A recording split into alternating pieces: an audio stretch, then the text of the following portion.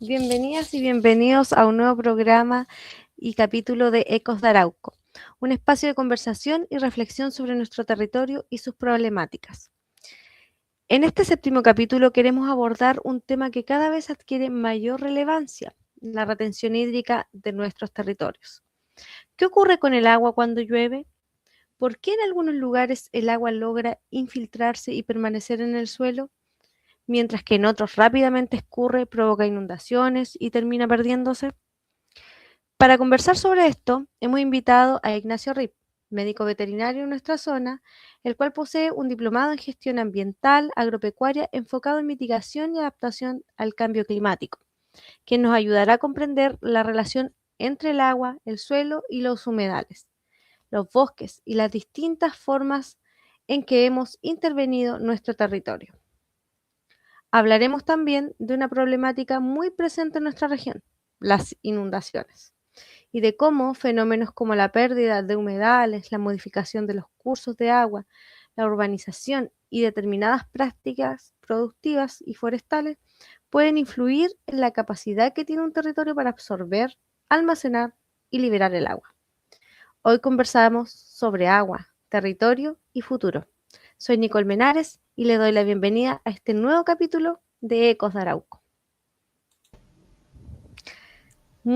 Sean muy bienvenidos mis compañeros, ¿cierto?, de trabajo de este proyecto, Hola, Mauricio, Ligia, y hola, también nuestro invitado del día de hoy, Ignacio Reid, que nos acompaña para hablar Hola, buenas. sobre este hola. tema tan importante, ¿cierto?, y que nos convoca hoy en día. El tema principalmente lo vamos a enfocar al área de las inundaciones.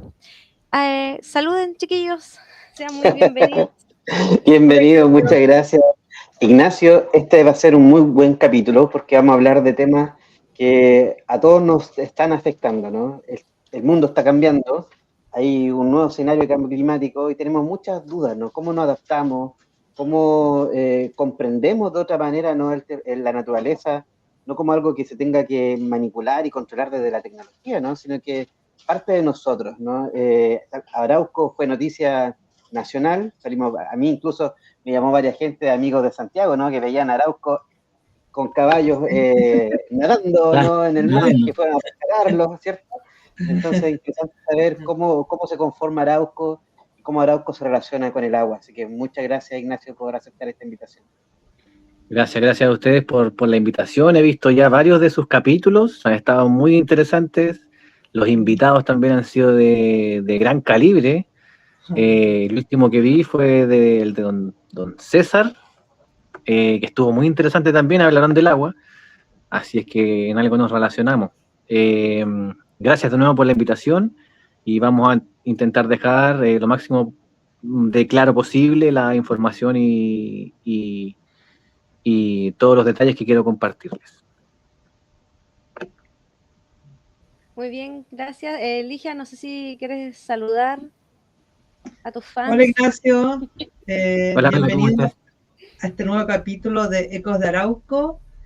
Y pucha, qué gran tema nos traes hoy en día, pues el tema de los humedales para Arauco, para nuestra zona, un tema importantísimo. Exacto.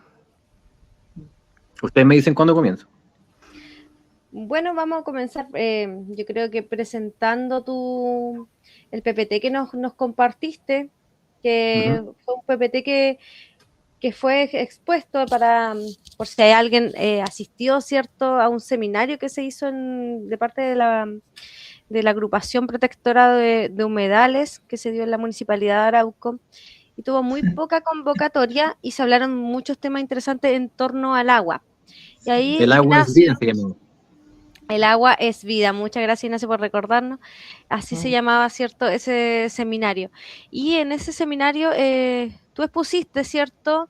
Y a mí en lo personal me llamó mucho la atención, eh, bueno, muchas cosas en torno a la retención hídrica y también cómo nosotros podemos tener retención hídrica en nuestros patios, en nuestros suelos, y también cómo esto afecta, porque a veces siempre enfocamos la noticia ahora con todo el tema de las inundaciones, se ha enfocado la noticia al cuidado de los humedales, pero Exacto. también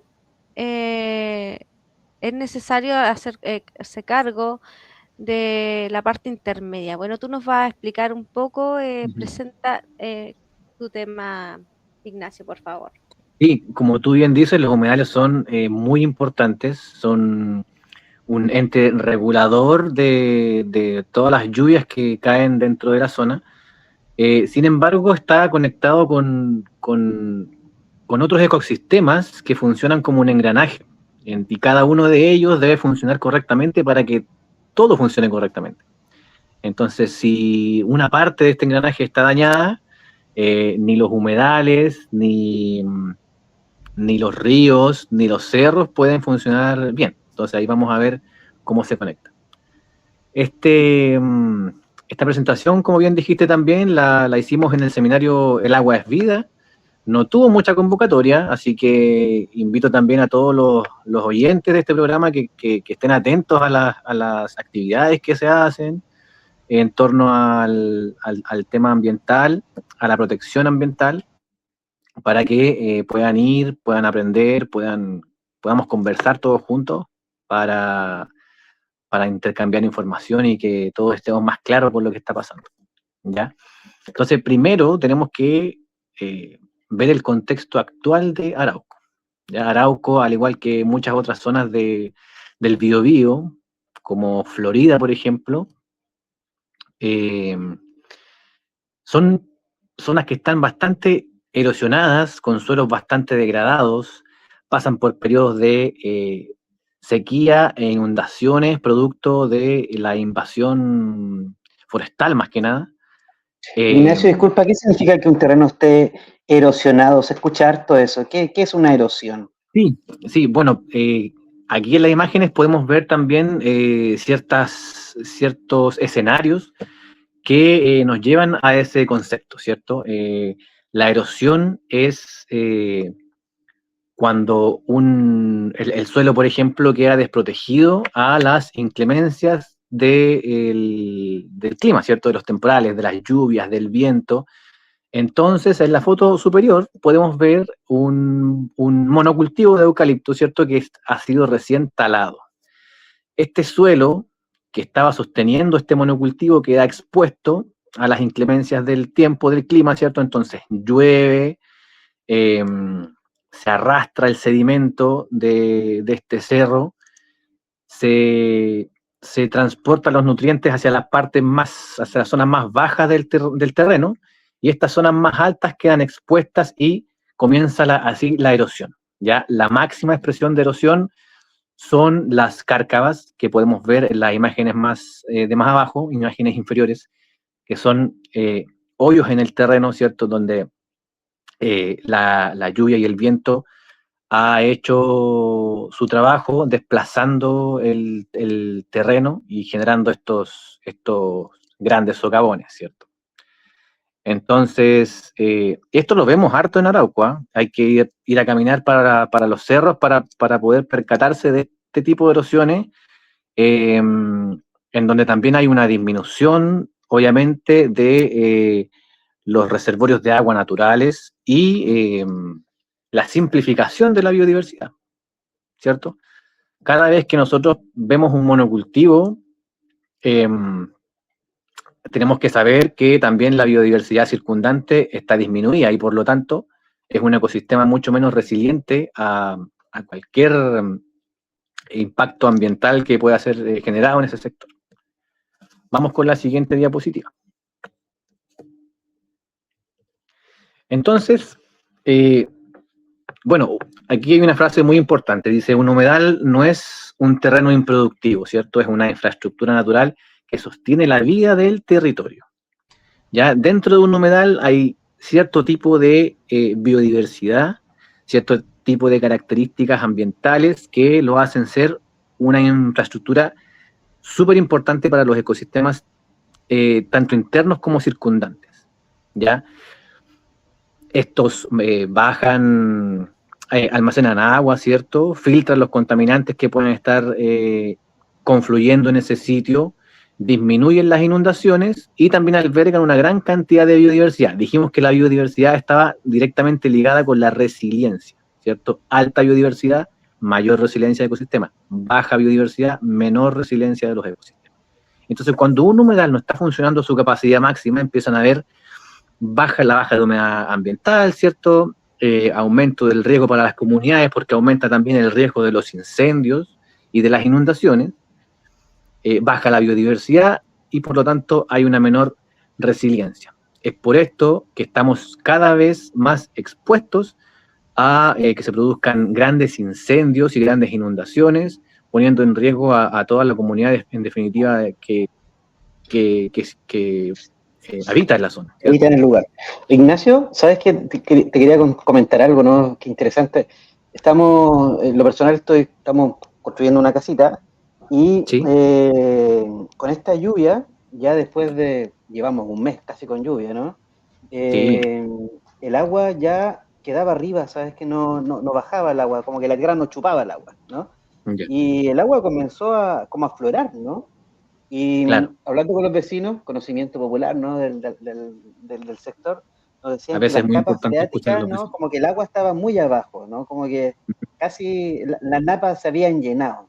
¿Cómo funciona eso? ¿Hay algo de cierto en eso? Sí, muy cierto. Lo que tú mencionas es importante. Como te decía, a veces es muy importante escuchar a la gente que está hace mucho más tiempo que nosotros ahí, porque han visto cambiar los ecosistemas, saben cómo se comportan, ¿cierto? Y hay mucha verdad en lo que dicen. Claro, cuando se producen grandes cantidades, o sea, cuando caen grandes cantidades de lluvia, cuando precipitan mucha cantidad de agua al suelo, estas napas y los humedales sobre todo se van saturando, tienen un punto de saturación. Entonces, el agua cae, los humedales y la tierra absorbe, pero tienen un punto de saturación y luego de eso ya no absorbe, no chupa el agua en lenguaje coloquial, ¿cierto? Entonces, esa agua se va acumulando y sobresale e inunda la zona. Entonces, hay un límite. Los humedales están capacitados para absorber cierto límite de agua, ¿ya? Y más adelante también vamos a conversar de que los humedales son, como dije al principio, una parte de esta esponja que nos protege ante las inundaciones, ¿ya? Hay otra parte muy importante y voy a comentarlo más adelante, y en esa parte ya creo que tenemos la batalla perdida. Disculpa que te interrumpa. Se ha comparado dime. mucho a los humedales para que la gente que no ha escuchado esto también lo entienda de una forma más sencilla, ¿cierto? Como si fueran unas esponjas. Exacto. Nosotros sabemos que las esponjas cuando estamos, o sea, las esponjas para lavar la loza, digamos, absorben mucha agua y uno las aprieta, ¿es cierto? Y cuando uno las aprieta, pues, nos damos cuenta que está llena de agua, absorben mucha agua. Claro. Así se entienden también a estos humedales. ¿Cómo podríamos llamar o con qué lo podríamos comparar un territorio o estas mismas tierras que no poseen estas esponjas, digamos? No sé, como arena de mar. Sí, no, lo más cercano a un terreno erosionado es la roca, ¿ya? Si uno pasara cientos de años observando el mismo lugar erosionado donde cae el agua, va a llegar un punto en donde tú vas a ver roca, ¿ya? Esa es la máxima expresión de la erosión, ¿ya? La roca madre.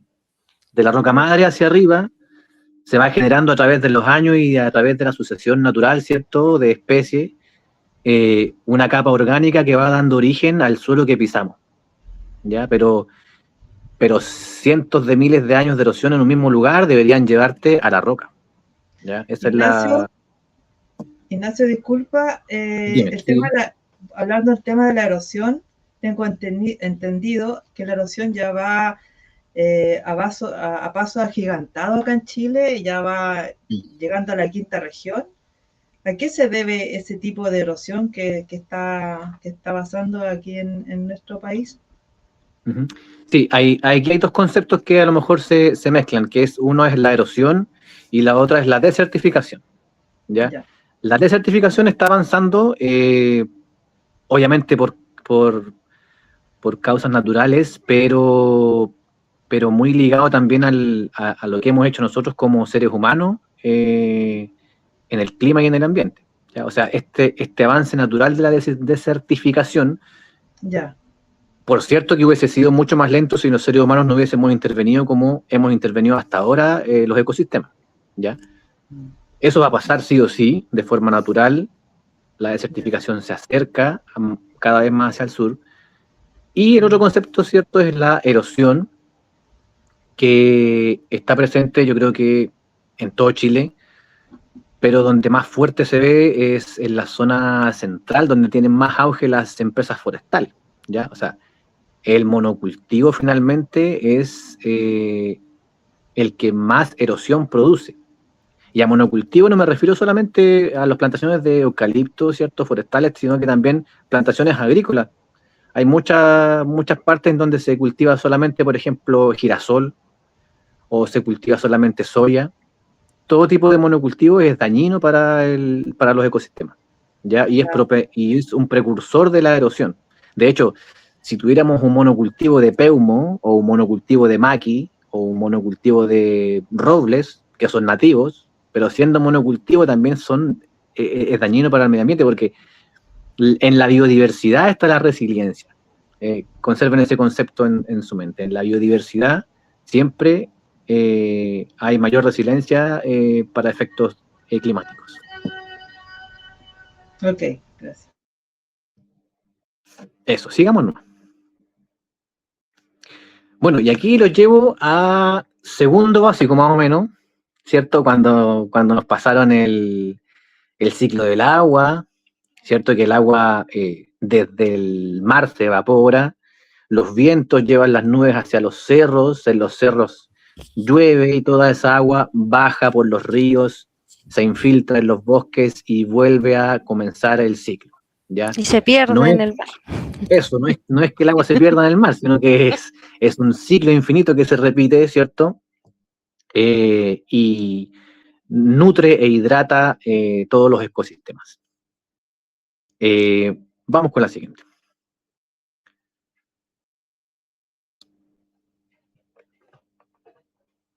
Y el problema, ¿cierto? Yo les decía que en los humedales había un gran problema que era la pérdida de la biodiversidad.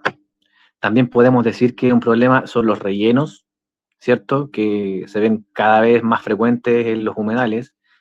Pero los humedales son ecosistemas que siempre tienen agua, ¿ya? Entonces es muy difícil que la biodiversidad se pierda por completo como en los cerros, ¿ya? O sea, un ambiente teniendo agua siempre va a tener una biodiversidad mucho mayor a otro tipo de ecosistemas, ¿ya? Entonces, claro, la preocupación tiene que estar en proteger los humedales, a proteger las especies que nidifican ahí, que se desarrollan ahí, insectos, aves, plantas, pero hay un ecosistema que es parte de este gran engranaje, que son los cerros, ¿ya? Y ahí es donde yo pienso que ya la batalla está más o menos perdida, porque los cerros, uno se para en la playa de Arauco, en la playa del Araquete, mira hacia el cerro y ve un solo color, ¿ya? Ve un verde eucalipto por todas partes, ¿ya?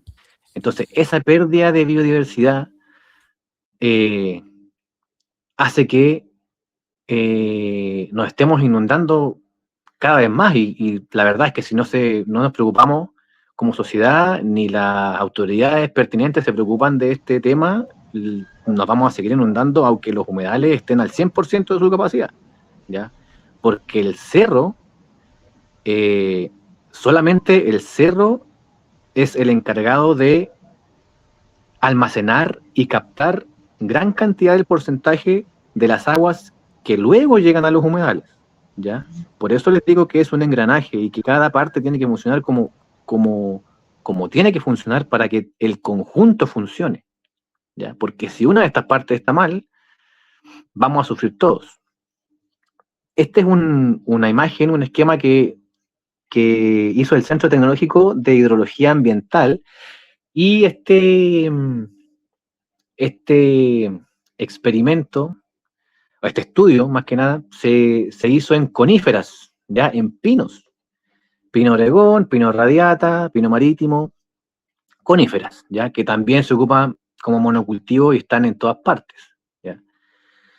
Si nos ponemos a mirar una ladera que acaba de ser cosechada, ¿cierto? Con los árboles talados, que queda descubierta y con nada más que matorrales cada cierto espacio, cada cierta distancia. Llega prácticamente completa la lluvia que cae ahí al suelo. Ya no se retiene casi nada, un 1%. Luego de lo que llega al suelo, estaría infiltrando entre un 1 y un 2% de agua al suelo, porque recordemos que ese suelo ya está erosionado, ya estuvo expuesto a las inclemencias del tiempo, entonces podríamos decir que se impermeabilizó, ya porque la capa orgánica de la superficie no está, y hemos llegado a una capa en donde no se infiltra el agua que debería infiltrarse. Luego de lo que se infiltra, recarga el 1%. Y al final tenemos una escorrentía del 96%. ¿Ya? O sea, si en 1 metro cuadrado cae 1 litro de lluvia, de lo que se absorbe son 2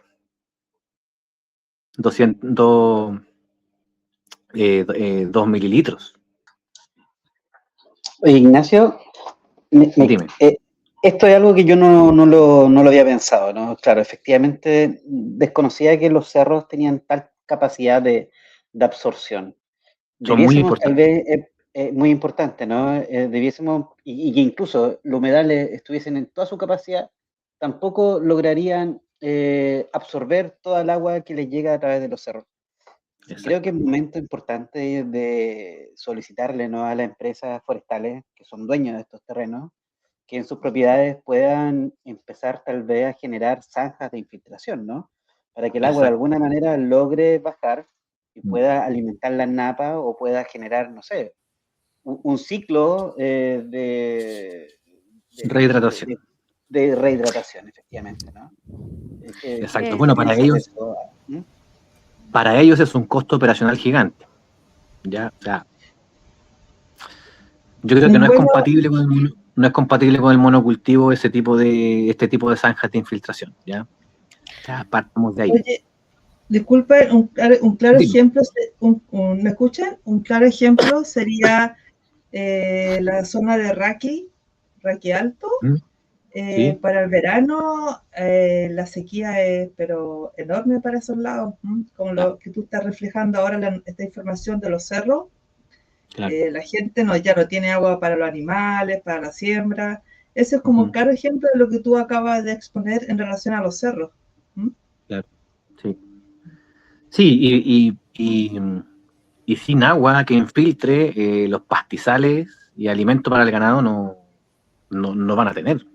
Entonces van a tener que recurrir al alimento seco, que en este caso son fardos, y eso ya es un costo adicional para la ganadería. Bueno. Ignacio, las forestales de algún modo toman algún tipo de medida, digamos, para solventar esta escorrentía, entendiendo por escorrentía esa agua que en el fondo el flujo que la tierra no puede absorber, claro, ya no puede absorber.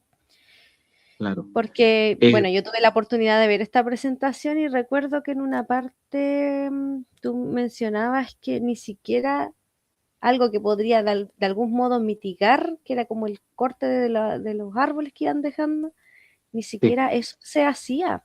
Y eso no era simplemente dejar los árboles de otro modo. Sí, bueno, todo lo que las forestales podrían hacer para mitigar un poco este tema de la erosión que causan y todo este cuento, no lo hacen porque, como te dije, incurren en un gasto operacional muy grande para ellos y no no les alcanza porque llegan justo a fin de mes, pues, entonces no pueden darse ese lujo. Más adelante voy a comentarle eso. ¿Te pusiste atención en la última en la presentación que hice sobre Que a mí esto me el agua? impactó porque uno Sí. siempre tiene conocimiento y por eso quisimos invitarte, porque uno siempre tiene conocimiento y ahora se está educando a la comunidad con el tema de los humedales, de la importancia de los humedales y todo eso, pero como tú dices, todo es un engranaje.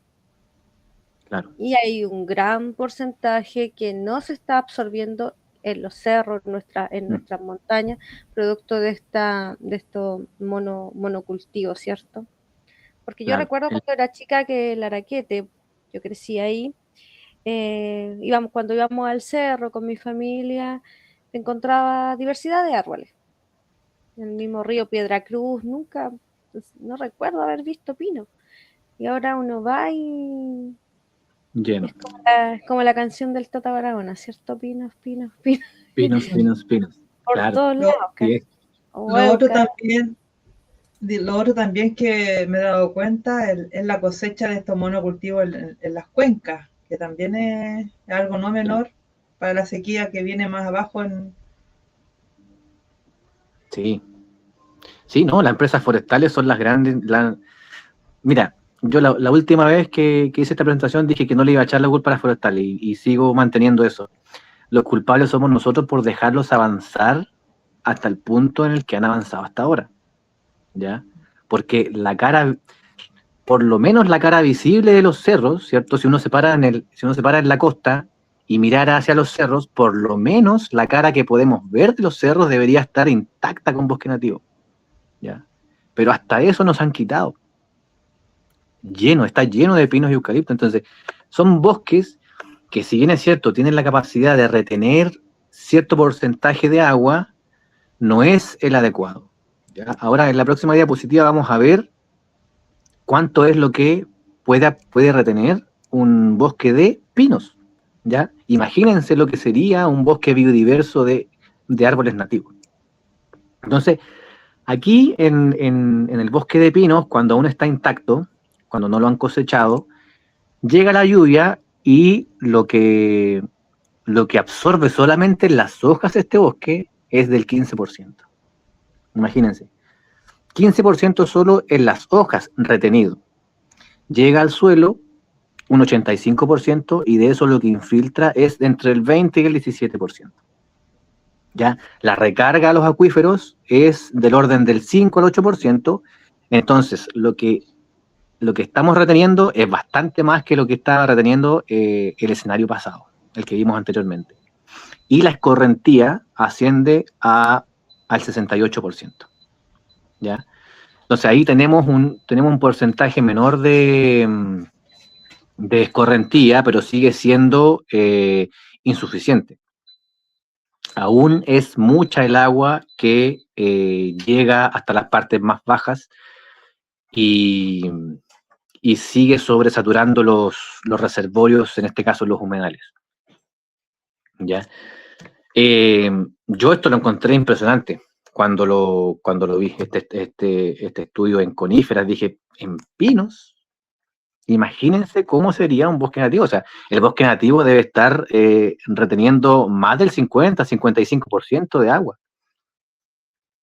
No se han hecho estudios de eso. De hecho, es muy importante que se hagan este tipo de estudios en bosques nativos, en lo que queda de bosque nativo, en los parches que queda de bosque nativo, y se diera a conocer esta información a la comunidad, porque la verdad es que es impresionante.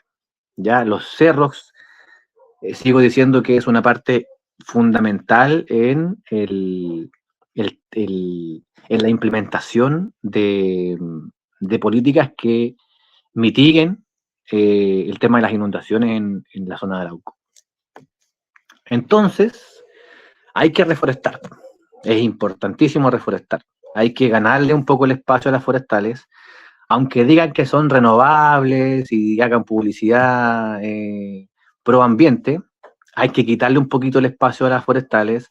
Hay que plantear proyectos y darle ideas a las autoridades para que podamos transformar esta situación de tener todos los cerros llenos de monocultivo y que por lo menos nos devuelvan, sigo insistiendo, la cara visible de esos cerros, porque ya estaríamos reteniendo una gran cantidad de agua, que por lo general son las caras que llegan directamente a los humedales, ¿cierto? Entonces hay que reforestar. Sigamos. Ya, hay que reforestar, pero hay que reforestar bien. Esta es una reforestación de no me acuerdo qué año, que la hizo la CMPC, y viendo esta foto, estas forestales, estas reforestaciones las hacen por cumplir nomás, ¿ya? Porque es bastante impactante cuando alguien que sabe leer el paisaje y que sabe cómo manejar los recorridos y los paisajes y el diseño hídrico, ver esta foto, porque es un paisaje que no tiene ninguna cantidad o cero cantidad de materia orgánica en su superficie. Eso quiere decir que, como el escenario que vimos anteriormente, está habiendo una escorrentía de casi el 100% de agua. Entonces, todos esos arbolitos que están ahí, todos esos plásticos verdes que se ven ahí, contienen dentro un árbol, que es por lo general un árbol nativo. Yo les pregunto, ¿cuánta agua creen que está absorbiendo ese árbol? Muy poca, ¿no? Porque claro, el agua debe fluir, es como que pusieron los arbolitos en piedra, ¿no? Claro, exacto. Claro, no hay cuidado, no hay un interés real de reforestación. A esto voy, que las reforestaciones hechas por este tipo de empresas que se dicen ser renovables y a favor del ecosistema, al final no es tan así, ¿ya?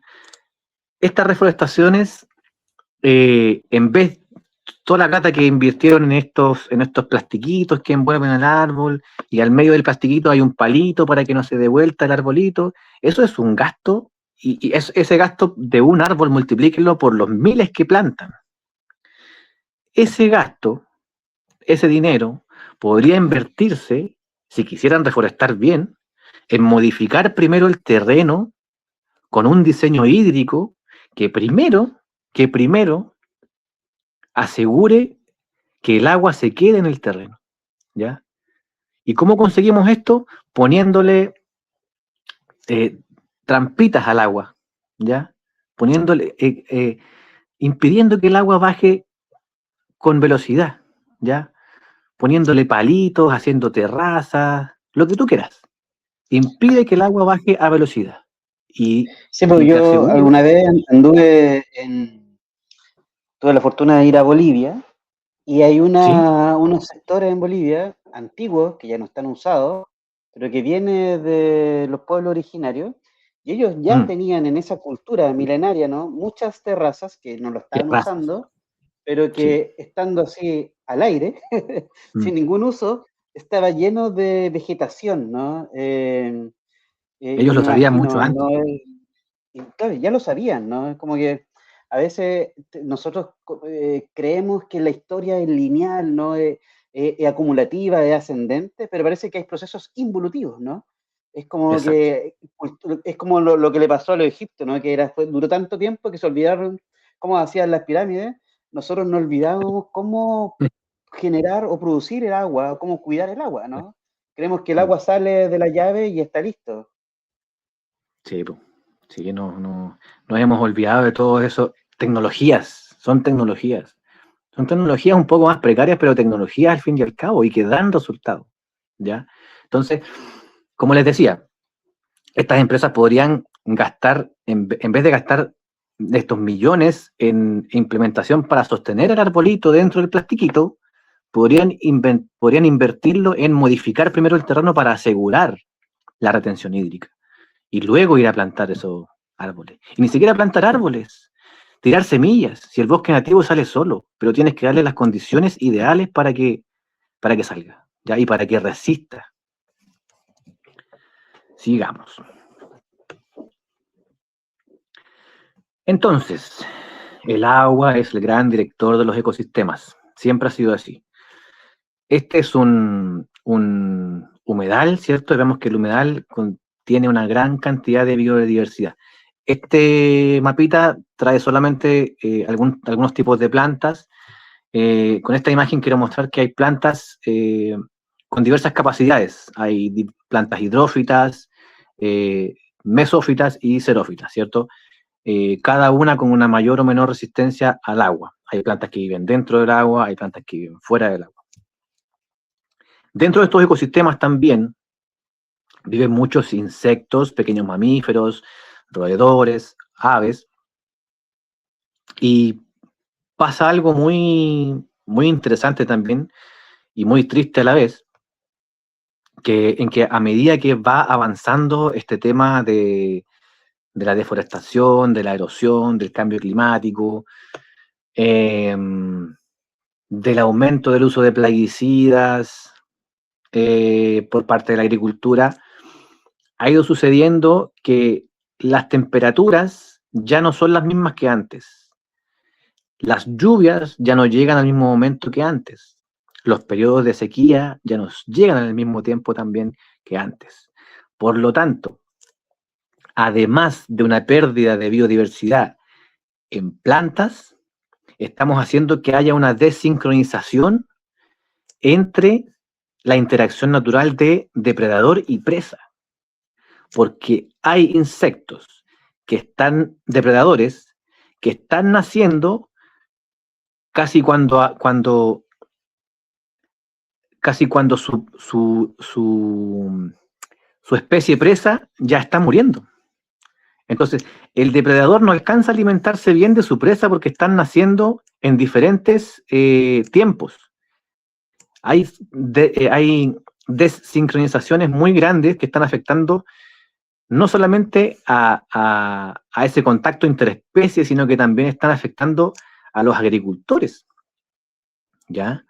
Porque cierto tipo de plaga es controlada biológicamente natural por cierto tipo de depredador, pero si esa sincronización se pierde, el agricultor va a tener que gastar billete en un plaguicida. Y cada vez se va a ir encareciendo más la producción de alimentos, ¿ya? Y este tipo de desincronizaciones está ocurriendo mucho más frecuentemente de lo que pensamos.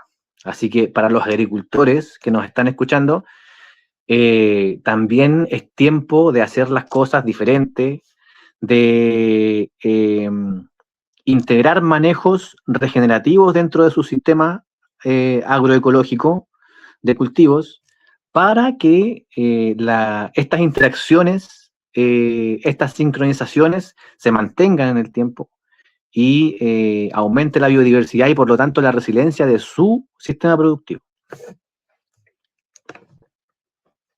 Vamos. Entonces, bueno, estas imágenes son hermosas, a esto me refiero yo con modificación de los paisajes, ¿ya? Crear paisajes de retención hídrica es hermosísimo, es una mezcla de lectura del paisaje con topografía, y finalmente dan diseños hermosos sobre los paisajes, que en el fondo son curvas de nivel, ¿ya? En donde el agua se va reteniendo, ¿ya? Entonces, una curva de nivel, llamémoslo así, es un obstáculo para el agua, ¿ya? Entonces, cada curva de nivel va haciendo que el agua se quede más tiempo en el paisaje y por lo tanto infiltre mucha más agua, ¿ya? Entonces son paisajes que están hidratadísimos. Perdón, Ignacio, ¿esas ¿sí? imágenes de dónde son?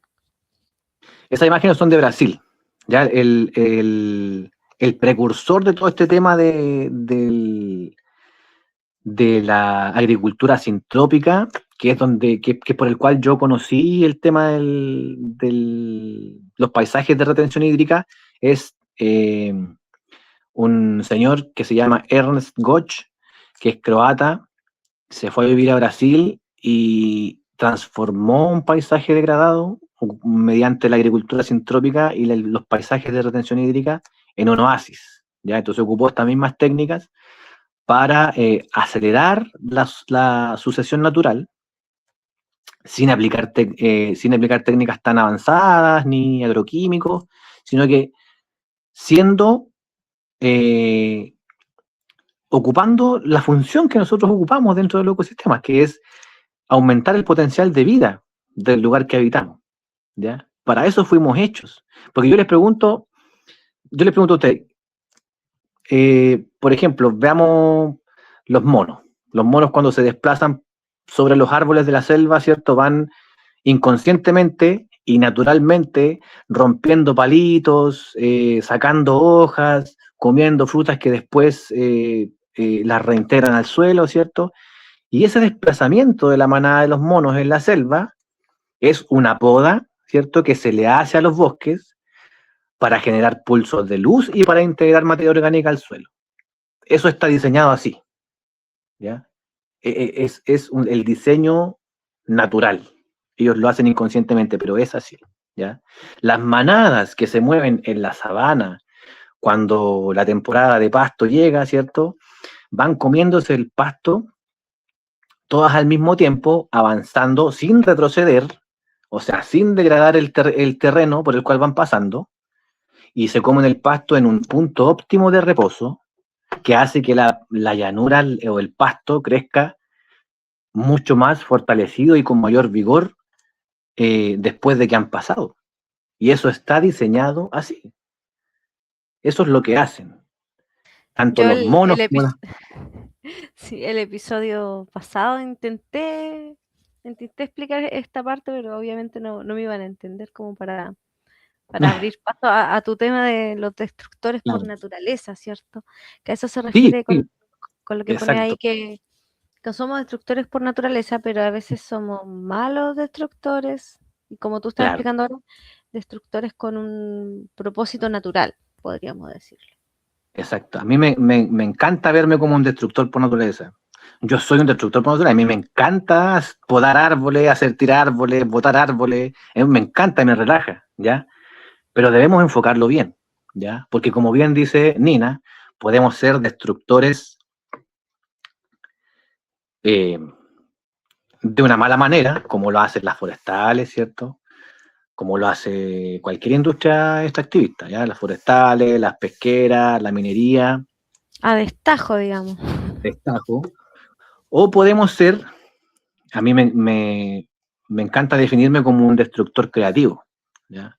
Los destructores creativos, como el mono, como los elefantes, como las vacas, que van destruyendo a su paso, pero a la vez dejan un pulso de vida atrás que acelera la sucesión natural, ¿ya? Porque tanto los bosques como las praderas necesitan de pulsos destructivos para poder acelerar sus procesos. Si un bosque no es podado, el bosque comienza a envejecer de manera muy acelerada, ¿ya? Porque los árboles, los ejemplares viejos, van quitándole pulsos de luz a los ejemplares nuevos y por lo tanto todo lo que esté abajo de ellos no crece como debería crecer. Entonces hay cierto tipo de animales, destructores creativos, que por naturaleza abren pulsos de luz destruyendo esos árboles para que ingrese la luz a las zonas más bajas y puedan crecer, ¿ya? Los elefantes, no sé cómo eligen los árboles que botan, pero los botan los más viejos, ¿ya? Los elefantes botan los árboles más viejos. Y de esa destrucción nacen cientos de árboles nuevos al lado, ¿ya? A su alrededor. Porque este árbol sirve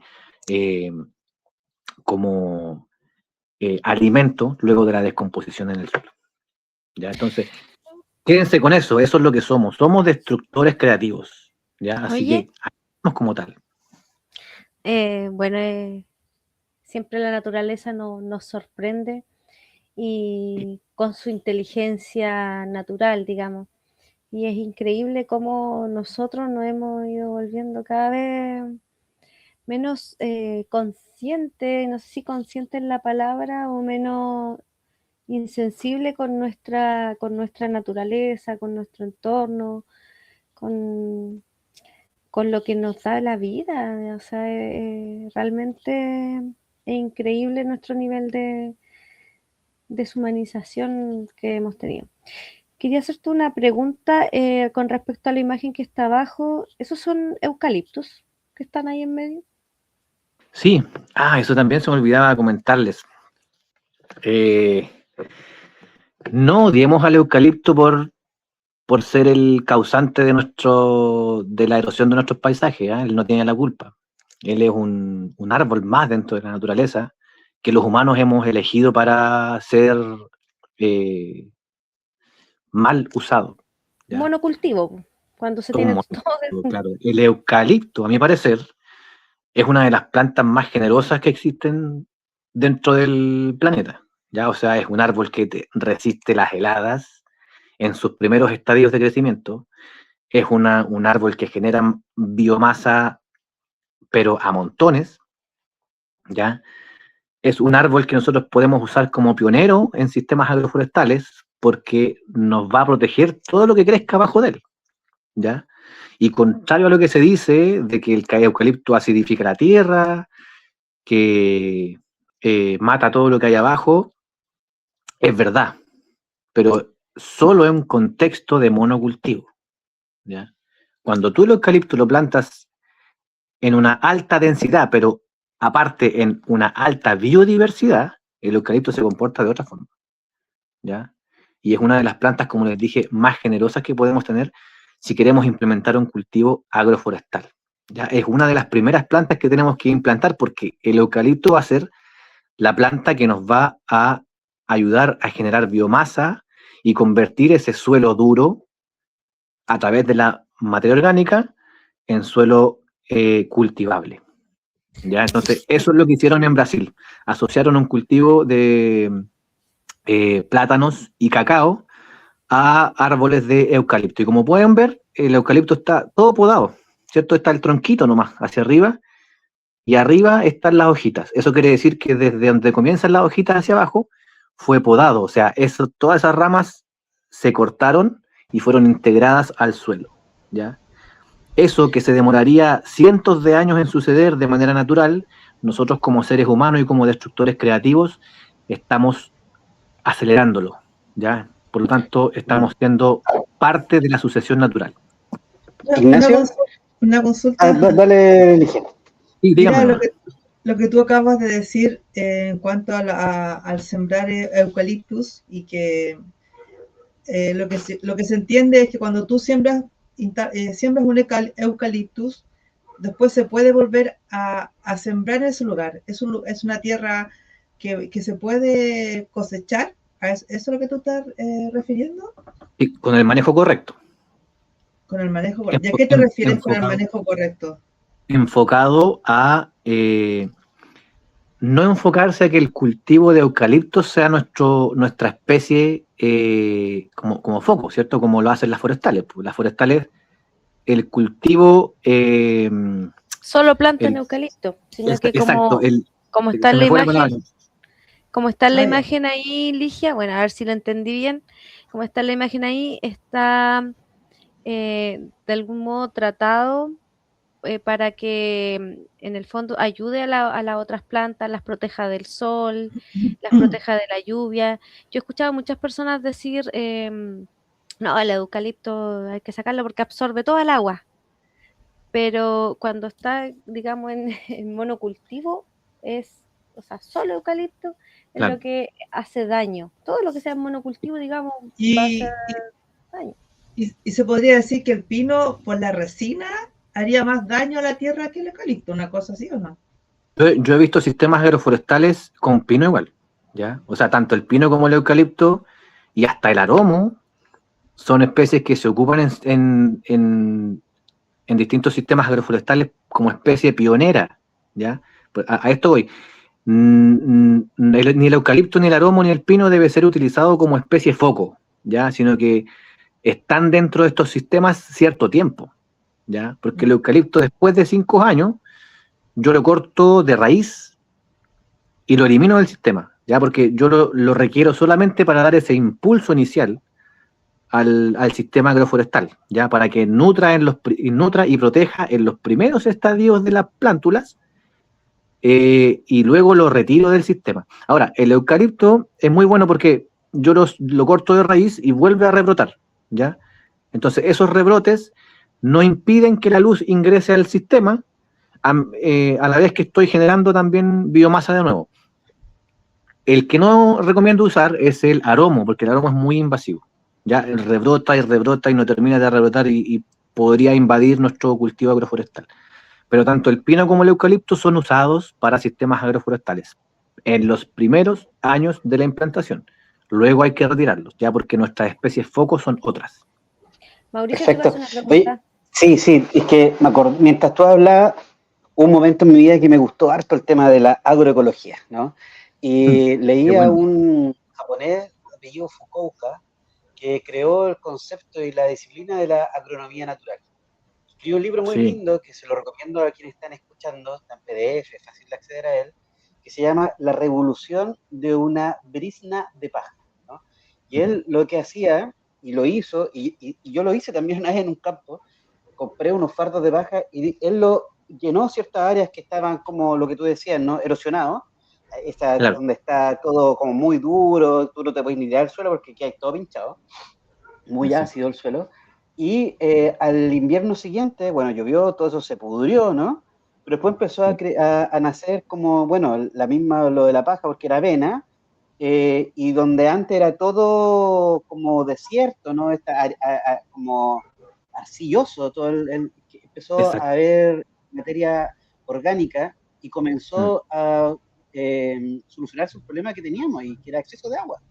En gran medida, ¿no? a esta idea, ¿no? de una persona de los años 60, y es como lo que tú decías, ¿no? Cómo nosotros intervenimos el suelo para que tenga materia orgánica suficiente para recuperar el agua, y eso también influye en la temperatura, ¿no? Y por tanto también en el ciclo del agua, ¿no? Entonces, qué interesante es tal vez que las personas en sus campos comiencen a adquirir estas tecnologías que no son la tecnología del iPhone, ¿no? Sino que son tecnologías sociales, ¿no? Es como gestionar el espacio, el terreno, para que, como tú dices, dure mucho tiempo, ¿no? Y nos dé vida a nosotros por mucho más tiempo. Y no solo pensemos en 30 años, en 20 años, en cuántos sacos de papas puedo sacar en tal hectárea, sino en cómo genero un equilibrio en el espacio para que haya este equilibrio, sincronía entre las distintas especies. Es muy interesante. Qué bonito lo que dices, y qué bien que citaste a Manasou Fukuoka, un japonés muy interesante de leer, también recomendado para los oyentes.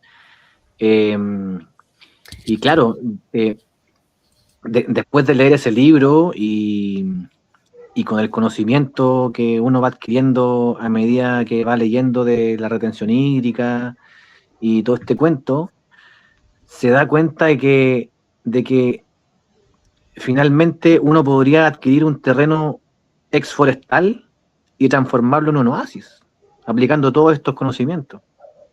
Entonces, yo siempre que hago esta presentación invito a la gente que quiere tener un terrenito, o que familias jóvenes que se quieren ir al campo, que a veces no busquen los lugares más planos, ni busquen los lugares, Las Vegas, porque aparte de ser lugares que se pueden inundar, son terrenos que son más caros, ya por su plusvalía, por su valor agrícola. Pueden comprarse terrenos más baratos exforestales y transformarlos en oasis. Esto es así, porque la naturaleza, si trabajamos a favor de los procesos naturales, podemos lograrlo, ¿ya? Y hay muchas familias que lo están haciendo ya, que en 5 años ya obtienen sus primeros cultivos, y son cultivos que van a darte independencia durante décadas, ¿ya? Porque el tema de la implantación de cultivos agroforestales o bosques comestibles, como les dicen también, es un cuento interesante para la autosuficiencia, para la mantención de varias generaciones, y también como como un sustento económico, porque también puedes sacar ganancias de toda esa producción que se genera, tanto para la familia como para vender. Entonces, la pregunta que nos hacemos no es cómo obtenemos más agua, sino cómo hacemos para que el territorio vuelva a conservarla. Y aquí se ve de más cerca lo que les estaba explicando yo delante, lo de las curvas de nivel.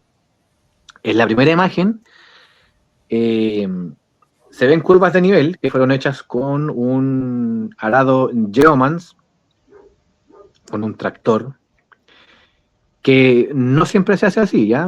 Yo aquí en donde vivimos nosotros, las curvas de nivel se pueden hacer con esta gran herramienta con mucha tecnología que se ve abajo en la imagen, que son 3 palitos y un cordel, que es la herramienta que se llama nivel A. Entonces, con ese nivel, tú vas trazando los puntos a nivel, ¿cierto? Valga la redundancia. Luego juntas todos esos puntos sobre el terreno y se genera una línea. Esa línea queda a nivel, ¿ya? Entonces tú después puedes pasarle un tractor por encima, puedes pasarle un arado con bueyes, o como lo hacemos nosotros, con un asadón, vamos picando la tierra y vamos haciendo una zanja. Esa zanja queda como una curva de nivel. Y esa curva de nivel es la que nos va a ir reteniendo el agua para frenarla y que infiltre, ¿ya? Entonces, sobre estas curvas de nivel es donde tenemos que plantar las semillas de nuestros árboles objetivos, ¿ya? Entonces, vamos a ir cada año viendo que la implantación de nuestros bosques agroforestales va creciendo, que va generando mucha mayor biodiversidad, que estamos generando mayor cantidad de alimentos y vuelvo a repetir, estos bosques agroforestales son de verdad para el que quiere asegurar la alimentación de generaciones, bosques comestibles o cultivos agroforestales. Eso es lo que les recomiendo si se quieren ir para el campo. Bueno, ya nos estamos acercando hacia el final del programa, Ignacio. Veo que quedan pocas diapos. No sé, ¿puedes explicar esas? Era una última diapo de Ignacio. Ya queda poquísimo. Me encantaría quedarme mucho más tiempo conversando con ustedes sobre esto. Antes de hacer la última pregunta, continúa. Me apasiona este tema, así que, bueno, aquí esta última diapositiva es un ejemplo que mi amigo ChatGPT me ayudó a hacer de un sistema agroforestal sintrópico para Arauco. Ya aquí se asocian diversos tipos de cultivos, tanto nativos como exóticos, ¿ya? Y para producción de alimentos y para producción de biodiversidad o biomasa, ¿ya? Entonces, por muy desordenado que se vea, así es como debería verse un sistema agroforestal, ¿ya? O sea, en este tipo de sistemas, uno podría, claro, mantener cierto orden en base a las líneas que va generando en el paisaje, pero debería verse un caos de árboles, ya mucha biodiversidad, muchas plantas creciendo en diferentes estadios en diferentes edades y en diferentes tiempos de producción, ¿ya? En este tipo de sistemas también tengo que mencionar que este desorden y este caos evita que los conejos se coman los árboles y las plantas que nosotros estamos cultivando, porque el hábitat de los conejos son las praderas, los conejos comen pasto, entonces ven este caos de árboles y plantas y no se meten a comerse los árboles porque no es su ambiente, ellos están acostumbrados a estar en praderas. Entonces, bueno, así es como debería verse un bosque agroforestal. Podemos ordenarlo un poquito más, pero la verdad es que debería verse así, ¿ya? Y bueno, no voy a ponerme a explicar cómo se hace porque daría para largo, pero eso es. En otro capítulo te podemos invitar para que nos expliques más como con otro enfoque, digamos. Sí. Pero Ignacio, bueno, nos ha hablado bastante, hemos hablado de suelos, de cultivo, de retención de agua, nos has dado datos también para en el fondo apuntar a esto también. ¿Qué debería ocurrir? Por ejemplo, ubicándonos aquí en la zona de Arauco, comuna de Arauco, Carampangue, vemos que Pichilo, o sea, siempre se está inundando. ¿Se escucha un perro? Ahí se escucha un perrito. ¿Qué debería ocurrir? Es que cuando estoy con audífono me llega como más fuerte. Naturalmente con el agua cuando llueve en un terreno sano. Y eso me gustaría saber, por ejemplo, qué pasaría aquí, porque o sea, no solo en Carampangue, en Laraquete también, con el estero El Molino, que también es un humedal, digamos, también se inunde, sobre todo cuando hay llena de mar, ahí queda la escoba. Porque acá todavía existen humedales, entonces, ¿cómo sería si en el fondo no tuviéramos, enfocándonos en los cerros principalmente? Bueno, como les mencionaba anteriormente, en un contexto ideal de cerros con bosque nativo, debería estar ese cerro reteniendo prácticamente el 50% del agua que cae de lluvia, ¿ya? Incluso más, ¿ya? Porque si nos vamos a porcentajes menores como el de las coníferas, como lo veíamos en el estudio, el agua que descorrentía es mucha y termina sobresaturando los humedales, ¿ya? Entonces, en un contexto ideal, la infiltración debería superar el 50 y hasta el 60% en los cerros para que toda esa agua que baja hacia los humedales sea la suficiente que puedan soportar.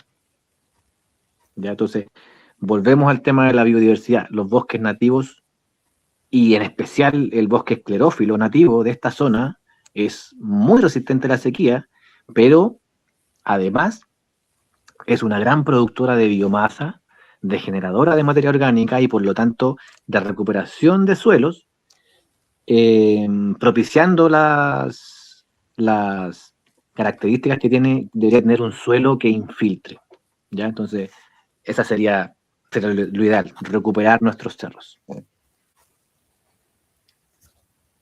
No sé si alguien tiene alguna última acotación, apreciación, pregunta. Muchas gracias, Ignacio. Bueno, yo quisiera ya, cumpliendo la hora, Ignacio, agradecerte realmente mucha información. Sí. Todas las personas que nos escuchan, ojalá hayamos motivado el interés de buscar, ¿no? Hoy en día el conocimiento está en Internet, en ChatGPT, empezar a buscarnos sobre cómo se gestiona el agua en los terrenos o qué poder hacer, ¿no? Yo quisiera solo decir dos cosas. Uno, un resumen de lo que aprendí, y lo segundo, qué organizaciones existen, ¿no? Que nos pueda decir cómo alguien que le gustó este tema, tú hablas de que va a hacer en línea, ¿no? Para hacer esta zanja. Si yo quisiera hacer lo mismo, ¿dónde podría ir? Hablarme de eso después de que diga más o menos lo que aprendí, ¿no? Lo que aprendí hoy fue el rol de los cerros en la infiltración de agua. Los cerros chupan agua. No solamente un lugar, no solamente escurre el agua, sino que también tendrían que tener capacidad de absorción. No podemos dejarle la responsabilidad solo a los humedales. Lo segundo es que la degradación de los suelos también es generada por las forestales debiesen hacerse cargo de ese problema que generan, ¿no? Lo otro es que estos problemas, ¿no? Del problema de agua generan un desequilibrio en la sincronía. Lo que debiese pasar en conjunto no pasa.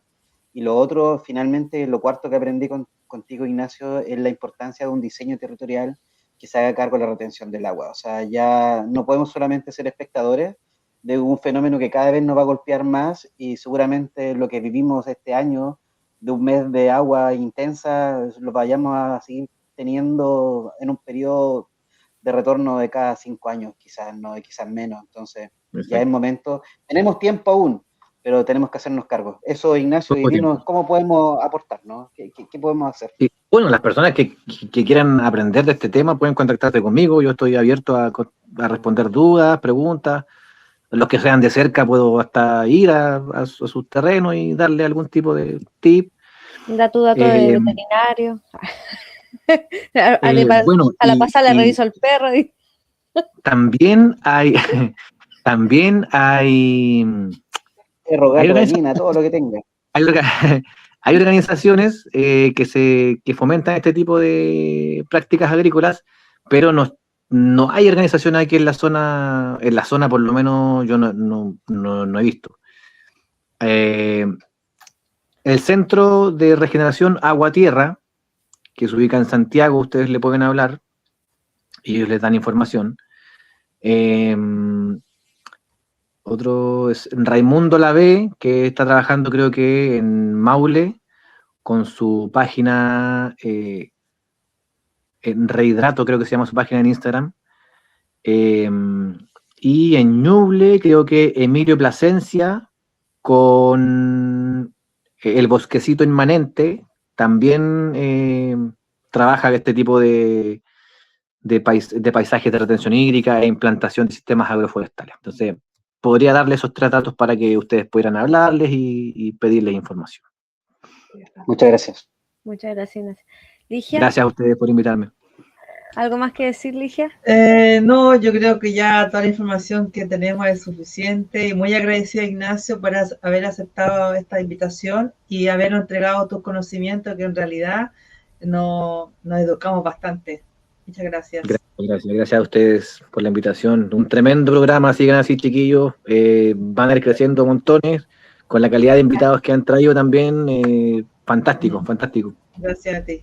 Sí, yo espero sinceramente que nuestros escuchas puedan ver en completo este programa porque es muy provechoso. Y también me quedo con la frase que tú tenías en tu PPT de Ernest Koch: la función del ser humano es aumentar el potencial de vida del lugar que habita. O sea, tenemos una función clara. Muchas veces nos enfocamos en el trabajo, el dinero, pero en realidad nuestra función principal y lo que le da satisfacción al ser humano, yo creo que es trabajar con la tierra, ver cómo esa tierra crece, verde, hermosa, y cómo algo que está árido puede transformarse en algo completamente verde con vida. Bueno, Ignacio, nos gustaría poder seguir conversando y yo sé que este no es el tema que más te apasiona, que hay que son las gallinas, o uno de los que también te apasiona, así que más adelante igual puede que también te invitemos a hablar de eso, que quizás Sí, no está muy ligado a esto, pero también... Estoy trabajando en eso, pero también te vamos a tener en cuenta ahí para hablar de ese tema también. Muchas gracias una vez más, gracias Ligia, gracias Mauricio. Mauricio hizo un muy buen resumen al final de todo lo que aprendió y la verdad es que yo igual me voy ahora con la satisfacción de que está este programa fijo para poder revisarlo en caso de duda o de qué era, porque saber en un seminario de repente, como no queda grabado, de repente se escapan cosas. Entonces, muy, muy agradecida. Sí, gracias. Chao, chiquillos. Muchas gracias. Chiquillos, que estén muy No olviden bien. ponerle like. Hasta luego. Chao. Sus comentarios.